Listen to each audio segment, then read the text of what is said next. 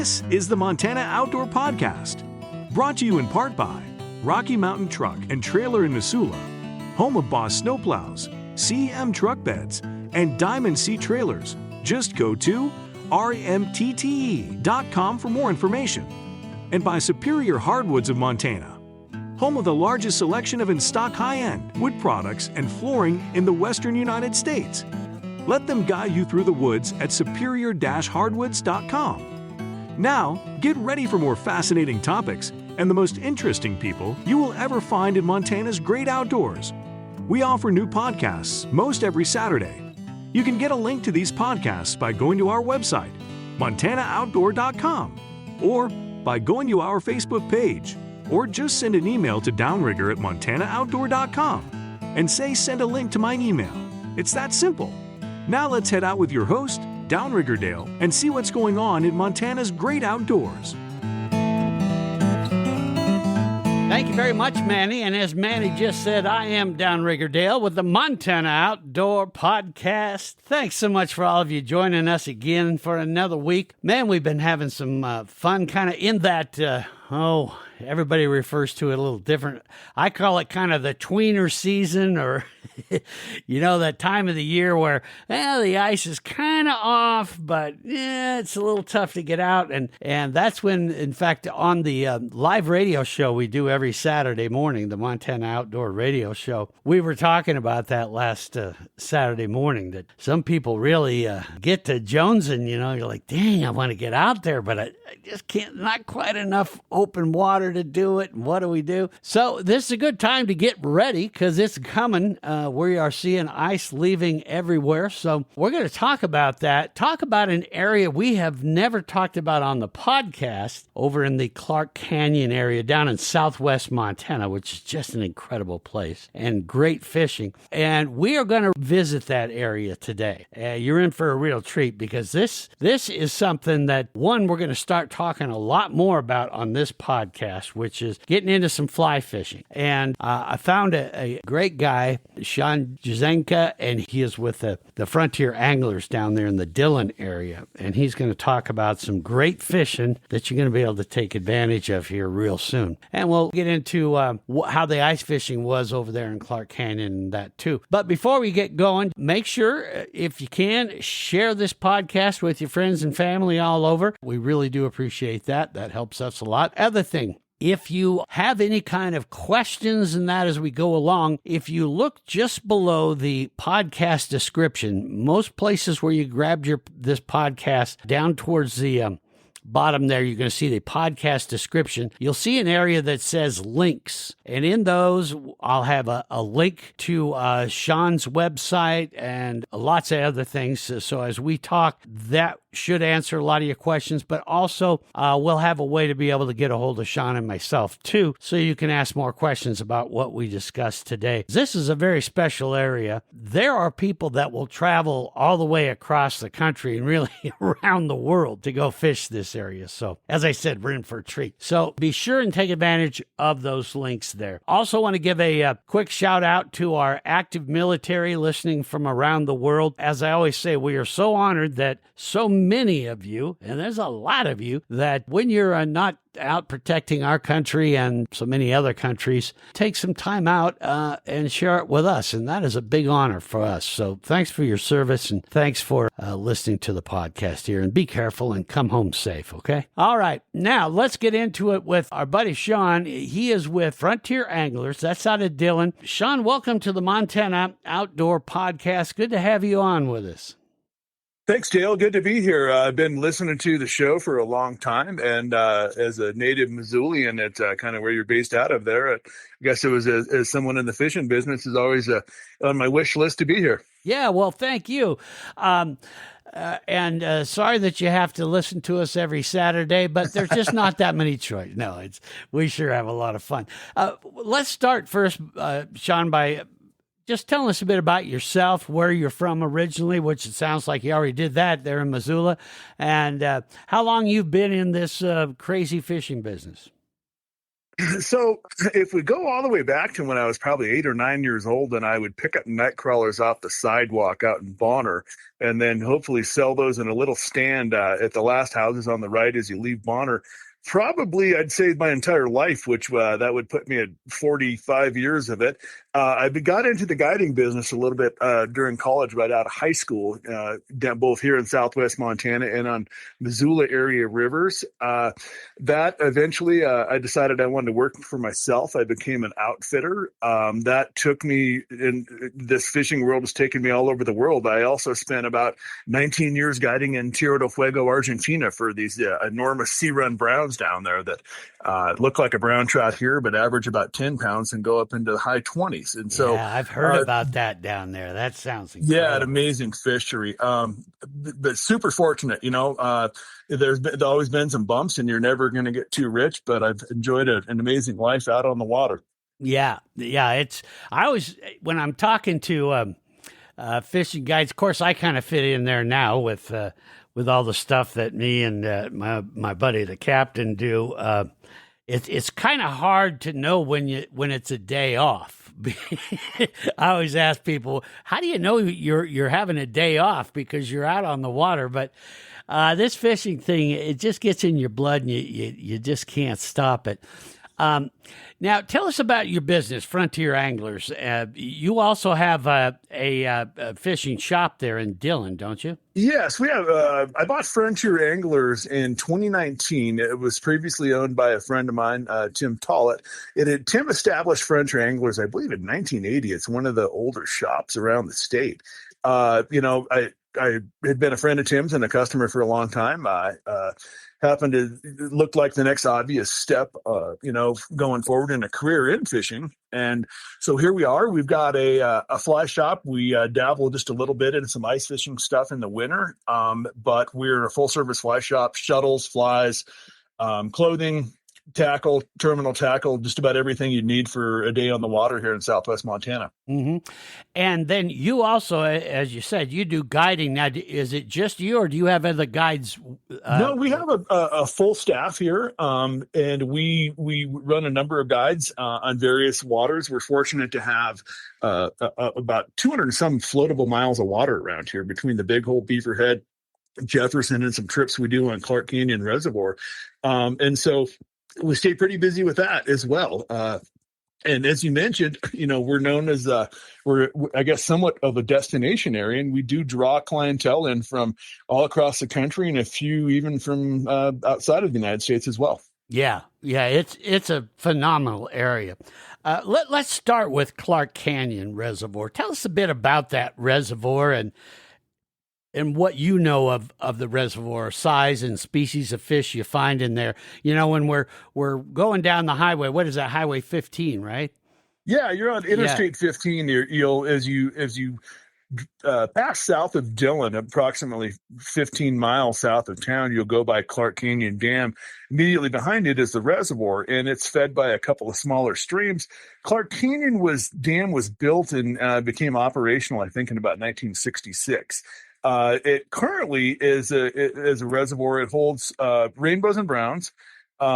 We also have, which is somewhat uncommon, we do have some ling on Clark Canyon Reservoir. Yeah, I've heard about that. The population of those is down a little bit. Biologists can't really explain why, but that's a unique draw that you don't find in a lot of other places in Montana. Mm-hmm. Yeah, and of course, the ling, kind of a nighttime fishing deal, or if you're going out ice fishing, of course, ice fishing is a good time to get those ling.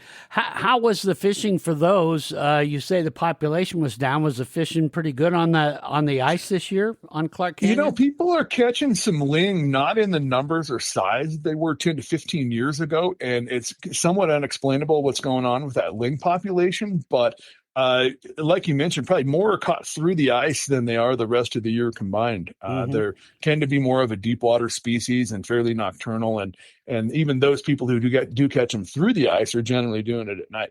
Mm-hmm. Yeah, and the other thing that I've heard about for Clark Canyon, in fact, driving by there, I've seen fly fishermen out on that reservoir, and we always think of fly fishing as more of a river and stream thing, but Clark Canyon is known for kind of being a haven for a open water reservoir that is very popular with fly fishermen. So what are you targeting there on Clark Canyon, and how do you go about that? Is it more shore stuff, or are you out on a boat there?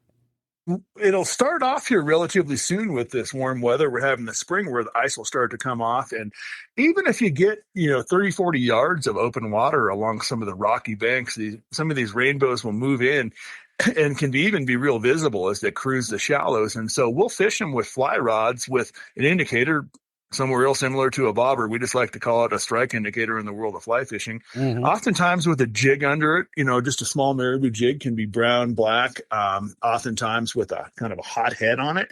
And so that all takes place from the bank. As those fish move out away from the banks, when you get into May, then we're starting to target those fish in boats, and we're typically looking for, depth changes or certain places. That will transition later in the summer as things start to warm up, to where one of the tributaries to Clark Canyon, the Red Rock River, puts some real cold water in. And so as you're driving south on I-15, you've probably seen some boats out there, that can be anywhere from 3 to 15 on a busy day.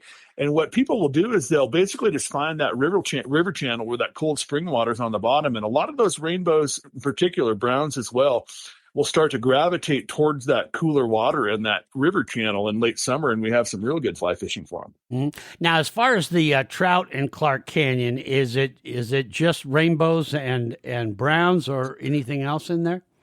Yeah, it's primarily rainbows and browns. You'll catch a random brook trout every once in a while near one of the tribs, but primarily rainbows and browns.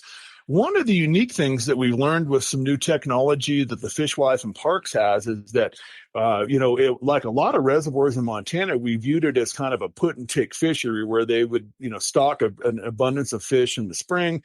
A lot of folks are taking those fish home. They're good to eat.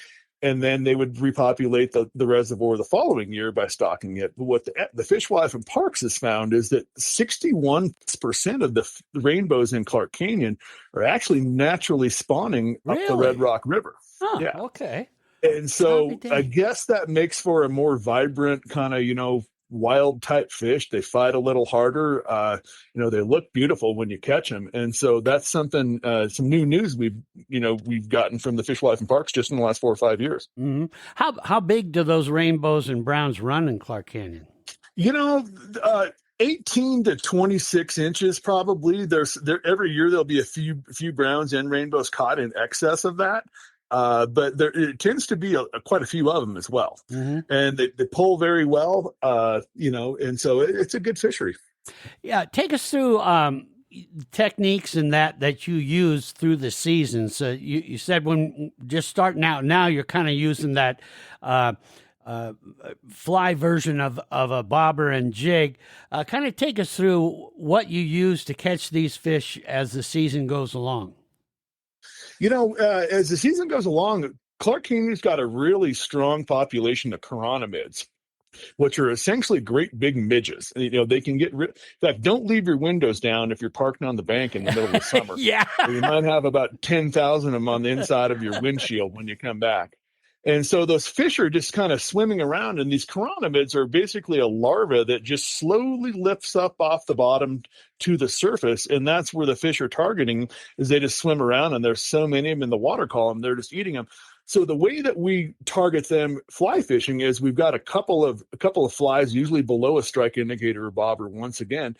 And it's a matter of finding the depth you're in, and then, lifting up just a little bit. And we'll actually fish those, we're not moving the fly at all. It's underneath an indicator, because it's impossible to imitate that motion of that larva lifting just slowly off the bottom. So it's a good time. You're sitting in your boat, you cast it out there, and not unlike a lot of other types of fishing, indicator goes down, you set the hook, game on. Wow. Okay.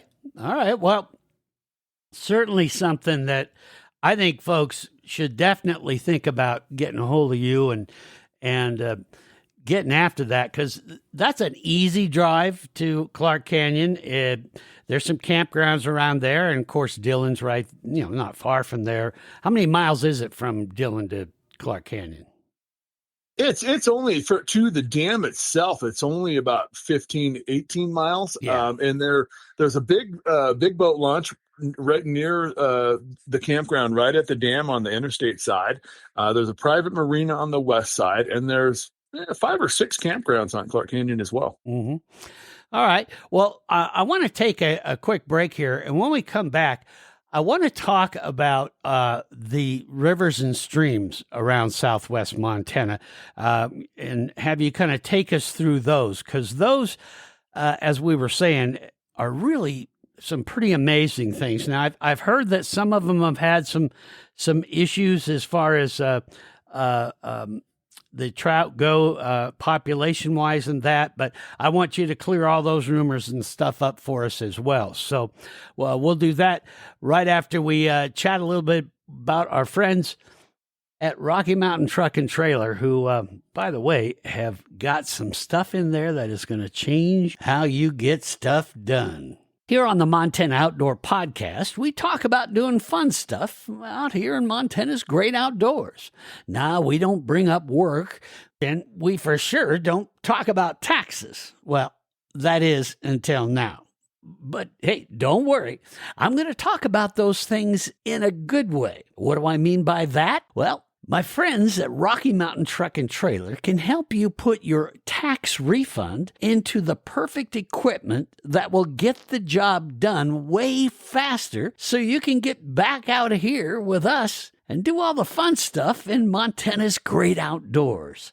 Now, how can that be? Well, just talk to the gang at Rocky Mountain Truck and Trailer, and they'll show you their incredible line of new baseline equipment trailers and dump trailers. I'm here to tell you, those are things that will for sure help you get the job done faster than you likely have ever thought possible. Now, let me give you an example. Baseline dump trailers have the absolute best combination of quality and functionality that will flat make those trailers the backbone of all your projects. See, the baseline dump trailers at Rocky Mountain Truck and Trailer feature a multifunctional gate with a holdback system and board brackets to give you extra hauling capacity and stability. And like I said, it's a dump trailer, so whether you're clearing debris, hauling gravel, or managing construction tasks, when you get to where you're going, you just turn it on,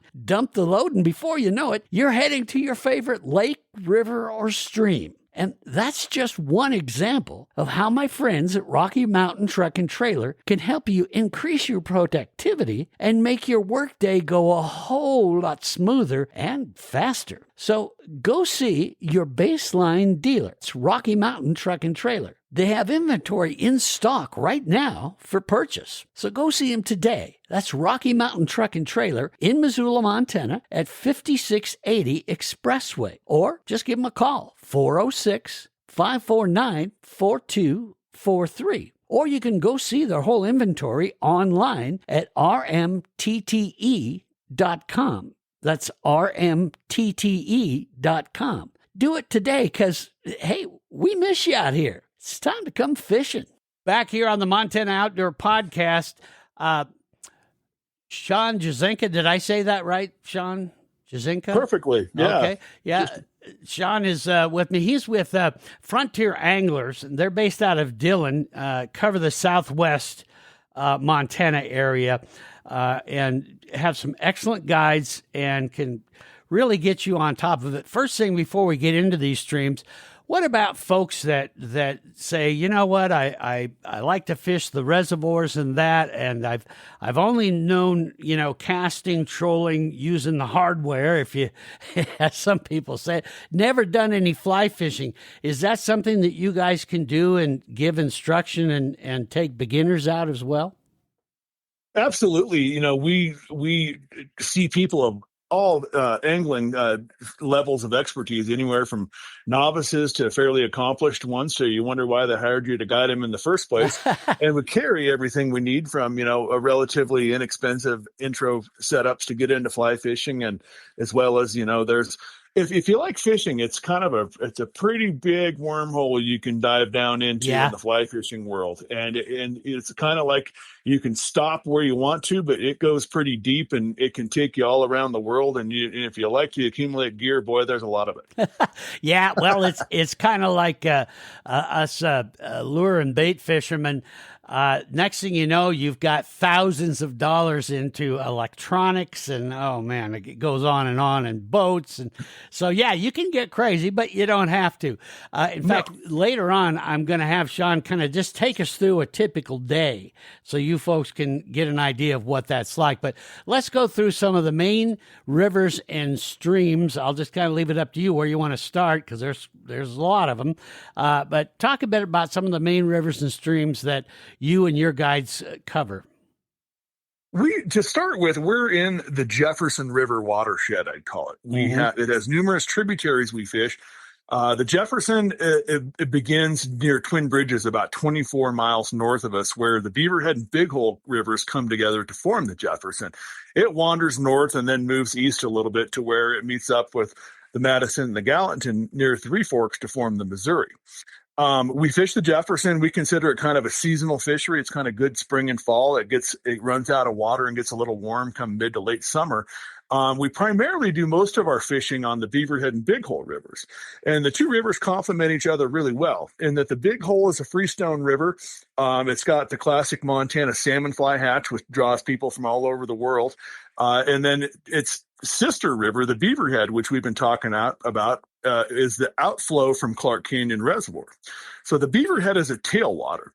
And with that, it means that it just has a more regular flow. It has cooler water later in the summer and provides just an optimum environment for trout to grow, not only in numbers, but in size as well. The Beaverhead probably has as good of an average size fish in the river as anything in the state of Montana. And a lot of our anglers are here just for that, where we felt last year that, our fish in the river were an honest 18 inches average in size. Wow, really?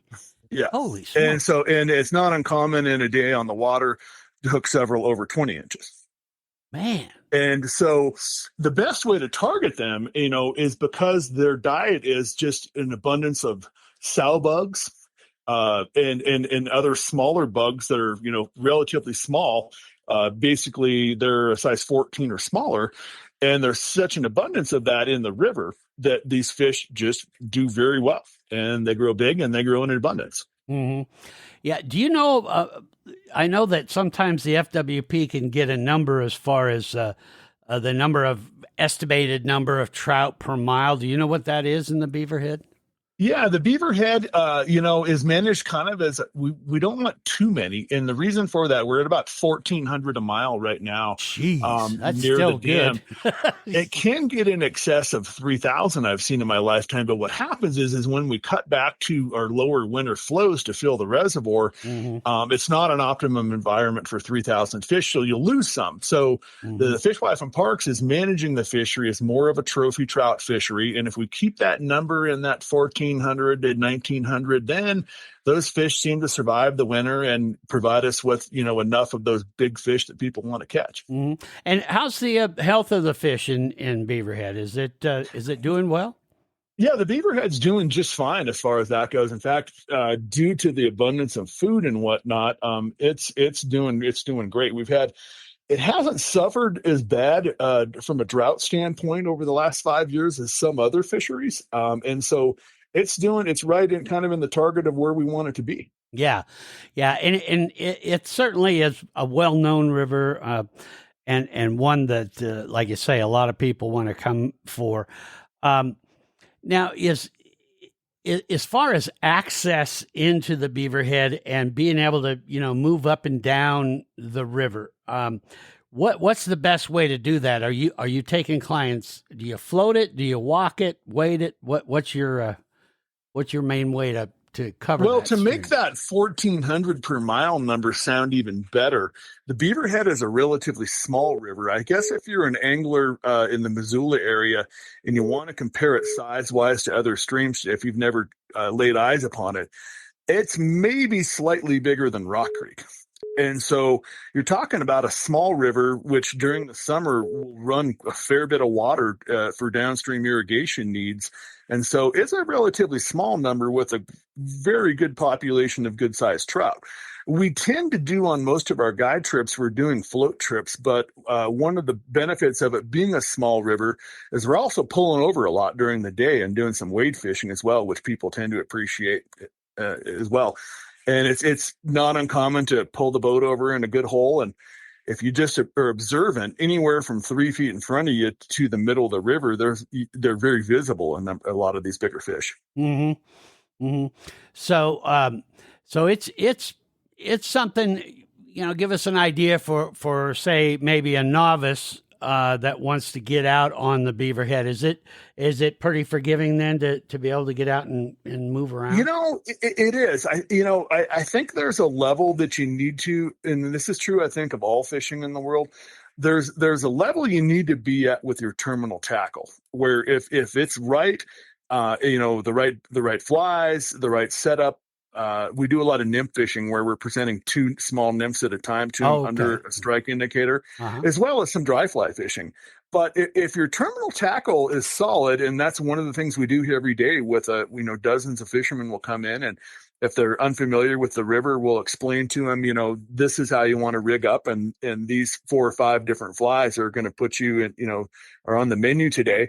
You can kind of shorten that learning curve. A lot of fishing in general, if you're just stepping into a new river, a new lake, doesn't matter where it is in the world. Right. If you're just kind of guessing on your own, there's a little bit of a learning curve before you really start to pattern things out and start to have a lot of success. Mm-hmm. Our job, both as a fly shop and through our guide service, is to shorten that learning curve and allow people to go out and have a good day on the water and catch some fish. Mm-hmm. And this is what I've said so many times on this podcast is, if you want to get out and discover, and I just can't stress enough, do that, folks. I know that we kind of get in our habit of, okay, I understand this waterway. I know where the fish are.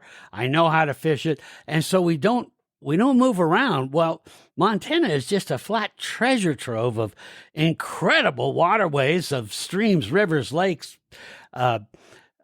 reservoirs, and on and on. And so don't cut yourself short. Get out and do that. But the best way to get to know them, hire a guide like Shaun or one of his guys or gals, and have them take you out. And then you like you just said, now you're getting way ahead of the curve a lot faster. Then you can go out on your own and kind of make the river your own. But it's a great idea to get out and learn it. And plus, guides are great teachers. I think they're probably the best teachers you're ever going to find. And it seems like all of you guides like to teach, don't you? I think it's, yeah, if you don't, and if you're kind of gruff and you're not good at explaining things to people, and also just managing, keeping people positive about the fishing experience, that'll translate to success. So you're kind of doing all those things at once. You're kind of managing people a little bit as a therapist. You're teaching them how to fish. You maybe throw a joke in there every once in a while, and you meet some great people. Some of the best experiences of my life are some of the people I never would have met had I not gotten into this career. Yeah, it really is. It's such a well, once you get to fishing, I just did a podcast not long ago with Bobby Houck, the head coach of the Montana Grizzly football team, and he uses fishing. You were talking about therapy. That's what he uses fishing for.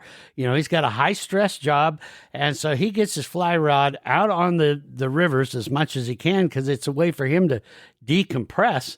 And his actual goal every year is to try to catch at least one fish every month of the year, and he's done it several times. So it's really something to get into. And what I love about learning fly fishing is it just gives you more options and more things to do. And it really allows you to discover everything that Montana has. We talk a lot about lakes and reservoirs, but as I said, we're going to get a lot more into the rivers and streams because there's just so many of them, and there's great fishing. Well, let's get into the big hole now. Tell us a bit about that and what you guys do there. Yeah, you mentioned earlier in the podcast that it was kind of big news about 21, where was a really tough year to be a trout in the big hole. They had to Yeah. endure some really low water and warm water for an extended period of time. I think in June that year, which we normally get about 4 or 5 inches of moisture, we had hardly even any measurable precip down here in the area. Hmm. That didn't have a great snowpack. So those fish went through, and people were, and you're only going to have so many fish as like the worst conditions dictate, whether it's a river or a lake. It's not going to be just because conditions are ideal for a month. The number of fish you're going to have are going to be dictated by how bad it gets for the most part. So fish numbers went down on the big hole. They've since risen back up to acceptable levels, but there was a kind of a media storm around the fact that, I think the word zombie fish was used. Yeah. Yeah. All trout in Montana streams occasionally in October. Browns seem to be particularly susceptible to it. We'll get a type of fungus that will look like a thin layer of cotton on them almost when they're stressed out and they're kind of wearing off, their slime coat, and it gives them resistance from pathogens in the river. Well, the best news that we've heard in a long time, and those of us that are on the water, we're not seeing any signs of disease for the last several years, is last year in their electrofishing studies, which they do annually, and they did a little more even on the big hole because they were worried about it. They handled 8,000 fish, and they only found 3 fish that had any signs of any type of health concern. Oh, wow. So That is it good appears to news. be a non-issue as far as the disease goes. We'll never be able to control how much water Mother Nature hands us every Right. year, but it's very good news going forward that there's not something going on with some type of disease or pathogen. So we've kind of put that behind us, and we had good fishing on the big hole last year, and we're anticipating with a little better snowpack, even better fishing in 25. Hmm. What species do you find in the big holes? Is it pretty much the rainbows and browns, or what do you find there? Well, one of the most unique things about the big hole, and it's probably the most unique of any river in the lower 48, is that in a given day in a couple of the stretches upriver of Wise River, you could catch a whitefish, a grayling, a brook trout, a rainbow, a cutthroat, and a brown all in the same day. Oh, wow. And so the big hole, there's a few graylings scattered around in high mountain lakes in a few places, but the grayling and the big hole are the last native fluvial, meaning stream-dwelling population of grayling left in the lower 48. Hmm. And so we try, we don't target them. They show up here and there. You catch one, and they're a gorgeous fish. And so it's just an added bonus for some of our anglers, particularly in June when we're fishing that part of the river, that we'll catch a grayling. And so, yeah, it's a very unique river as far as that goes. I mean, that's the biggest plethora of species you can find anywhere in one day. Yeah. Yeah, the grayling is one of those fish that for people that maybe aren't familiar with it, and there's a lot that aren't because, as you said, there's not many around. They are almost a prehistoric looking thing. Describe what a grayling looks like for us. I would say that the body, for those familiar with them, looks a little bit like a whitefish. They've got a head like a trout, somewhat of a forked tail, but the most distinguishing characteristic they have is they've got a really, really tall dorsal fin. Yeah. And almost, it's 3-4 times as long, almost like a sail compared to any other member of the trout family. And the males will actually have this brilliant turquoise color even on that dorsal fin. And so once you get one, there's really, and you bring it into the net, there's no doubt what you're looking at. And Right. they're very unique.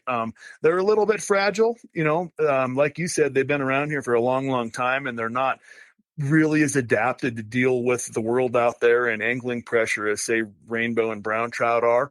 But, the big hole is certainly a treat, and, we're fortunate to have them, and it's kind of become synonymous with, being the only river really you can catch them in anymore. Yeah, I remember the first time I caught one, I was like, what in the hell is, and then you realize, oh my God, that's a grayling.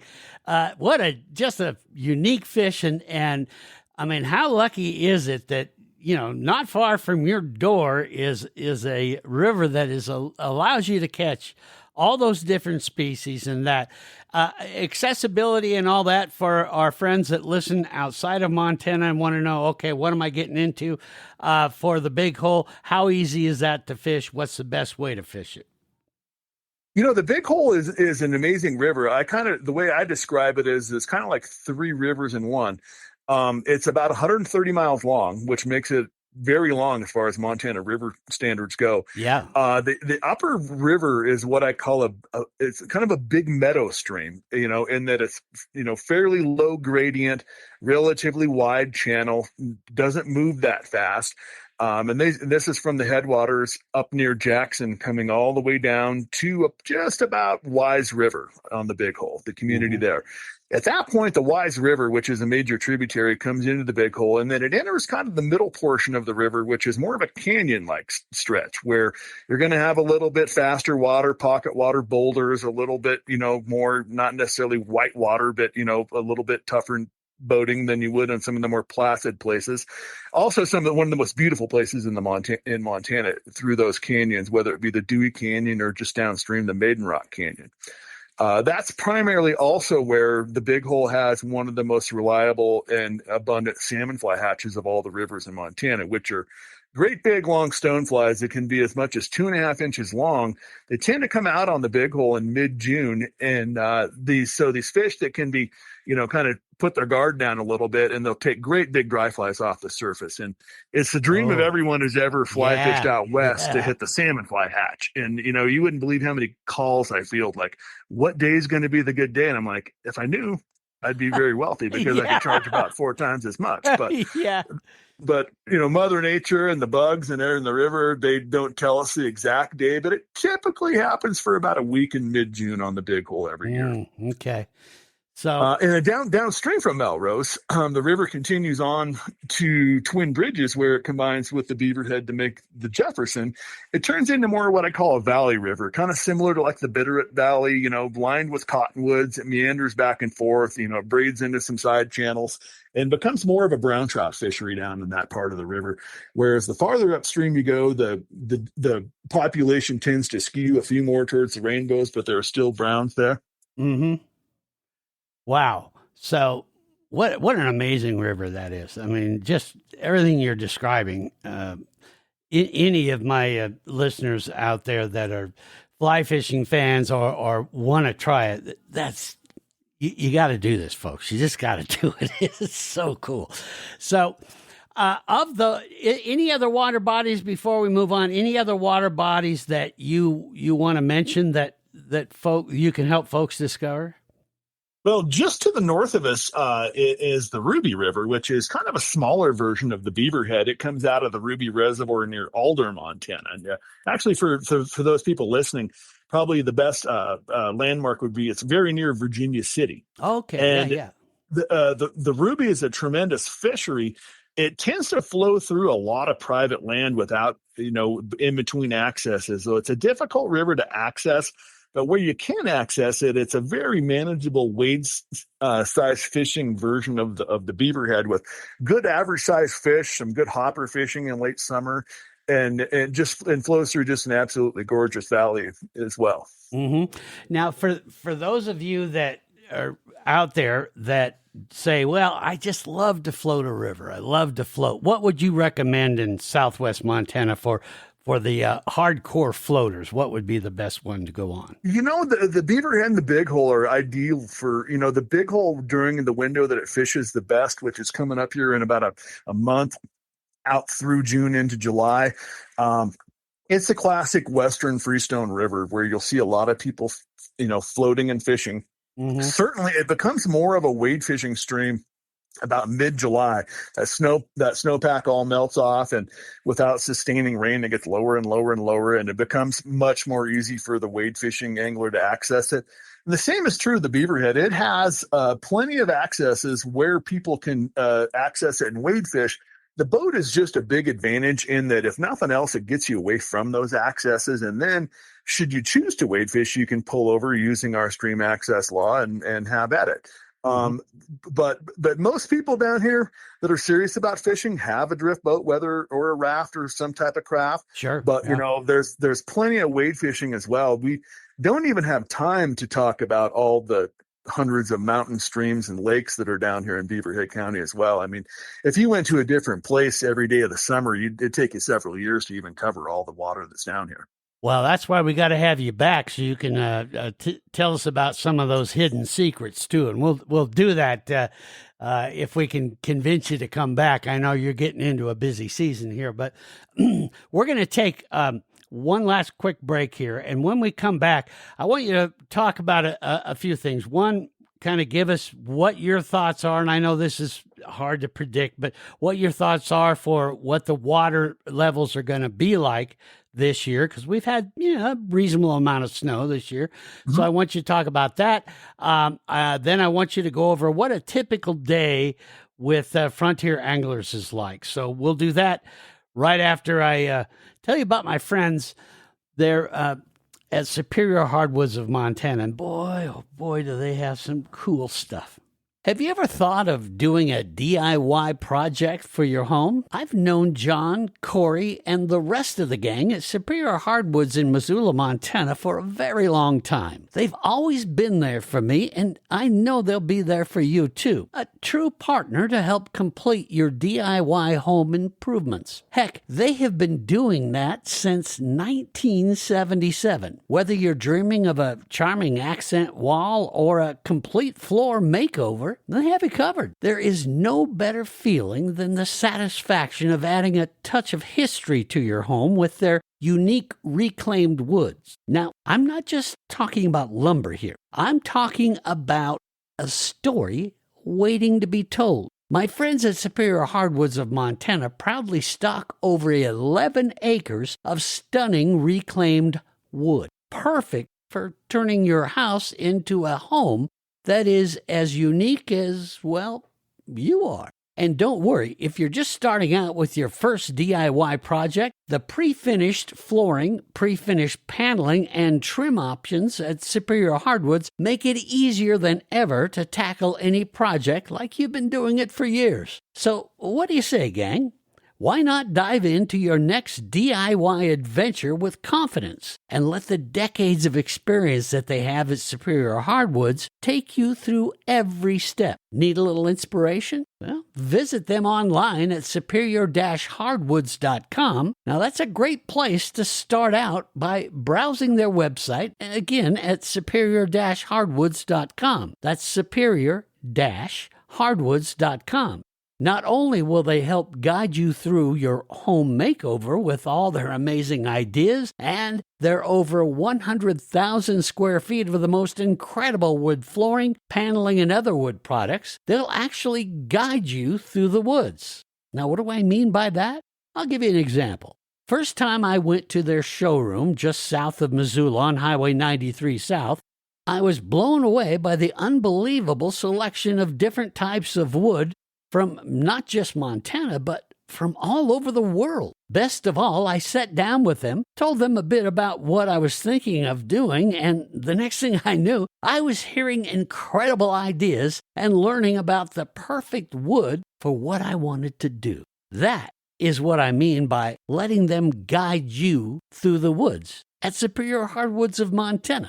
Go see them. We are back here on the Montana Outdoor Podcast with our buddy Shaun Jeszenka, and he is talking about, his company, Frontier Anglers, but then the unbelievable places to fish in Southwest Montana.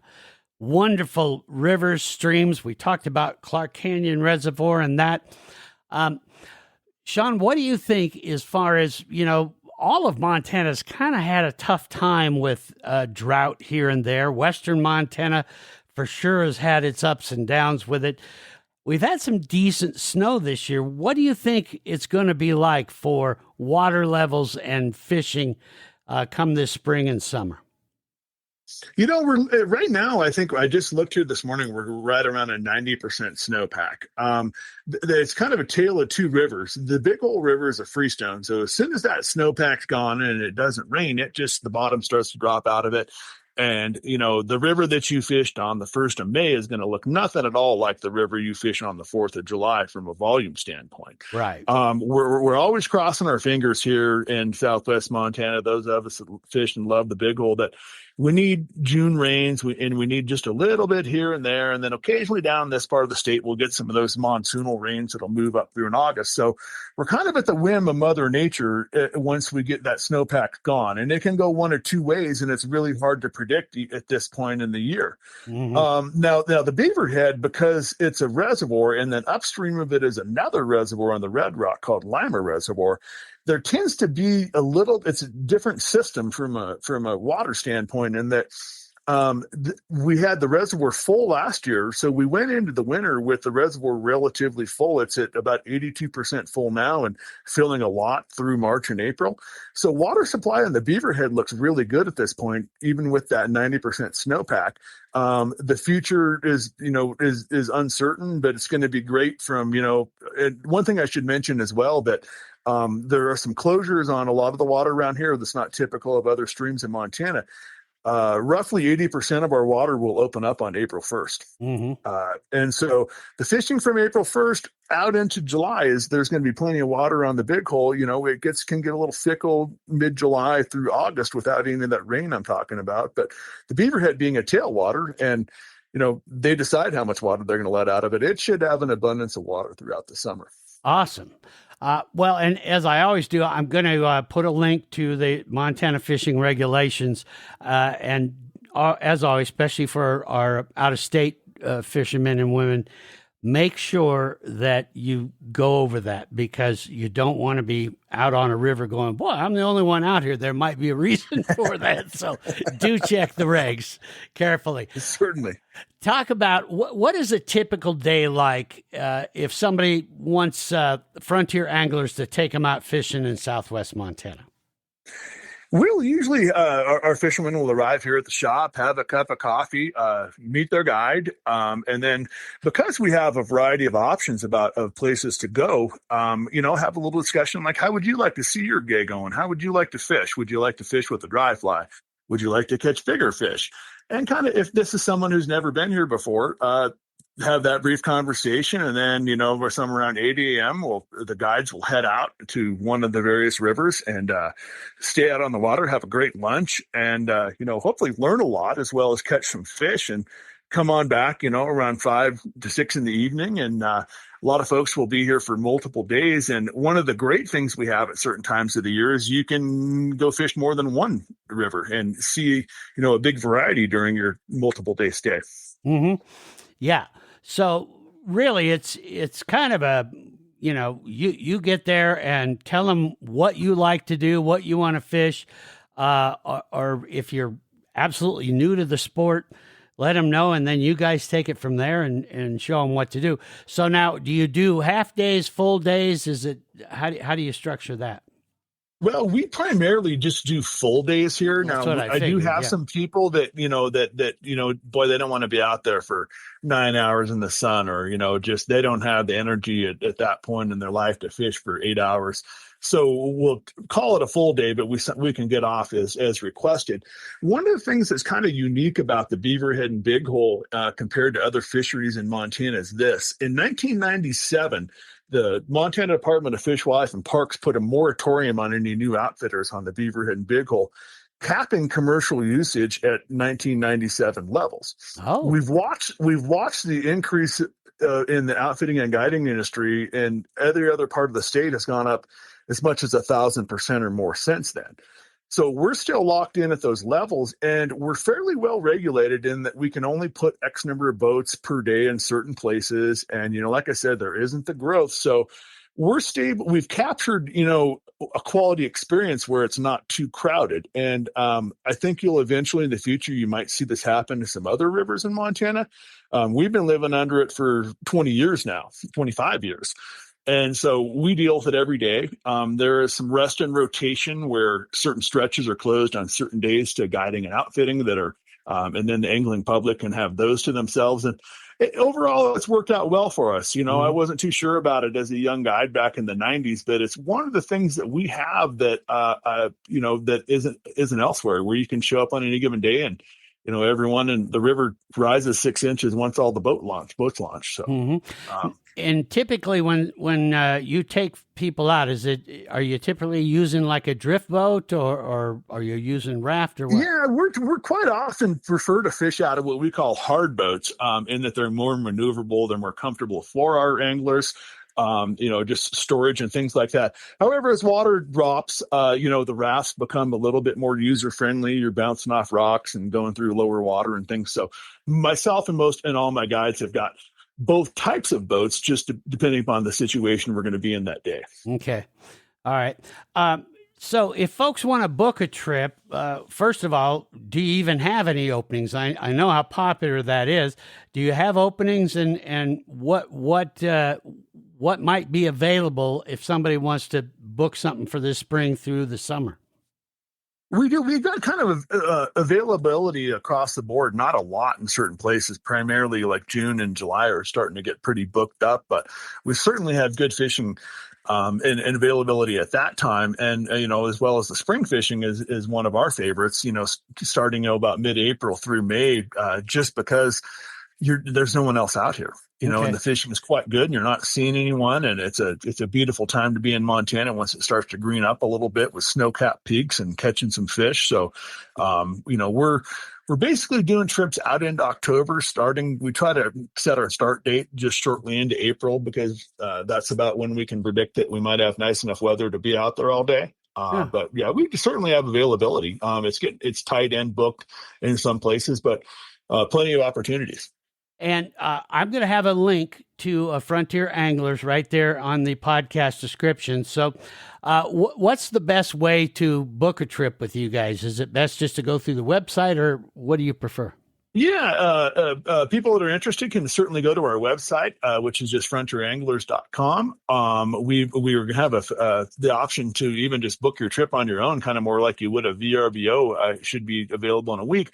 Or you can simply just call us on the phone. Now, we can certainly answer any questions that people might have, and even go into more detail about when and where and what and things like that. Okay, perfect. So there you go, folks. That is going to give you some good information to start with, and I am going to do my best to get this man back here with us and give us some updates as we go along and learn even more. And I want to hear about some of those secret little hideaways that I just know you have in the back of your mind there, Shaun. There's always a few of those in every place, yeah. So we'll find about those as we go along here too. Hopefully when you're able to come back with us. Before we leave, what's your favorite fish to catch? I'm kind of partial to brown trout, and I don't know why that is, but I've always been fascinated with brown trout. I guess it's because in a lot of river systems, they can tend to get to the more maximum size, and they can even be a shockingly big because there are more predatory fish, and they switch to a diet of eating other fish, and every once in a while you'll catch one that's like 5 times as big as a normal size fish. Mm-hmm. And that was probably one of the reasons that I was fortunate enough to get that job down in Tierra del Fuego with those sea run browns, with those huge ones down there. And I just, no matter how many of them I look at, I just, I'm just in awe of them. Yeah, they're amazing fish, aren't they? Yeah. Well, I can't thank you enough for your time. Anything else you want to cover before we go, Shaun? No, I think we pretty well covered it. Certainly, yeah. I mean, feel free. I mean, even those anglers that are not interested in a guided trip, and you make a trip to Dillon, stop in, and we'll certainly point you in the right direction where the fishing's actually happening at that time, and can give you some reasonable advice on how to be successful as well. Yeah, I'm glad you brought that up. I should have brought it up, but yeah, if you're not a client of theirs, but you just want to know, hey, how's the fishing? They can always call you, and you guys will give them the straight info as far as what the fishing is like and where. Yeah, exactly. We're as much into as a fly shop, into providing people with information and whatever is they might need to go out and have success on their own, as well as, taking people on guided trips. Yeah. And be sure and hit that link and check out frontieranglers.com and take a look at all they have there. And I think you're going to be impressed, and you're going to have some fun. Shaun Jeszenka, thank you so much for your time, and don't be a stranger. Let's have you back on. Thanks a lot, Dale. Enjoyed it, and I look forward to doing it again. All right, my friend. There you have it, folks. This is a great opportunity in Southwest Montana. If you have never fished this area, from Clark Canyon Reservoir to unbelievable streams and rivers, I want you to go out and discover that. And send me your pictures and all that so we can get it on MontanaOutdoor.com so we can just see how you guys have been doing out there. Questions or any of that, I will have some ways to get hold of Shaun, so you'll be able to send him a quick email and find out what else is going on and all that. And, of course, I always want to hear about other areas of Montana that you'd like us to discover for you and bring to you. So let us know that. In the meantime, folks, be careful out there, be safe, and be good to each other, and we'll see you next time right here on the Montana Outdoor Podcast. Thanks for listening to the Montana Outdoor Podcast. It has been brought to you in part by Superior Hardwoods of Montana, home of the largest selection of in-stock high-end wood products and flooring in the western United States. Let them guide you through the woods at superior-hardwoods.com. And by Rocky Mountain Truck and Trailer in Missoula, home of Boss Snowplows, CM Truck Beds, and Diamond Sea Trailers. Just go to rmtte.com for more information. So what did you think of today's podcast? Send your questions and comments to Downrigger at montanooutdoor.com. We should be dropping a new podcast this next Saturday. Until then, we will see you soon out in Montana's great outdoors.